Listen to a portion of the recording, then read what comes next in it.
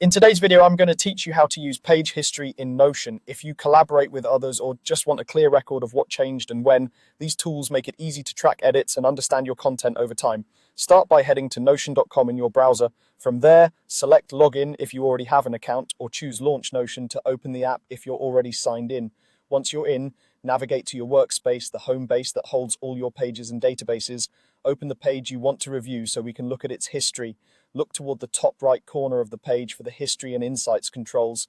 Click the icon there to open your page history panel. This view shows recent updates and, depending on your plan, analytics about the page. Updates will outline who made edits and when, while analytics can surface trends like views and engagement over time. It's a great way to quickly see activity without digging through every block. Depending on your window size, this icon may appear as a clock or as the word updates. If your page is large, give Notion a moment to load the history.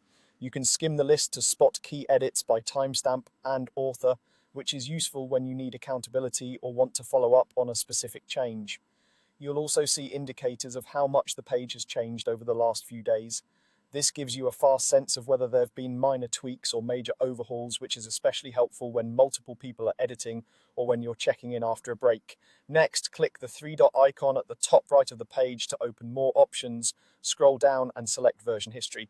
This brings up a timeline of snapshots that capture the exact state of the page at specific points in time. Each entry is timestamped, and when you select one, you'll preview what the page looked like then. Use this to review past sections, confirm when a change happened, or verify details before and after an edit.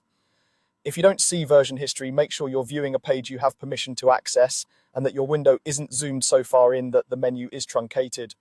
Also note that the depth of history and analytics can vary based on your workspace plan. That's all you need to start reviewing changes and understanding your page's evolution. Thanks for watching, and don't forget to like and subscribe for more clear, practical Notion tips.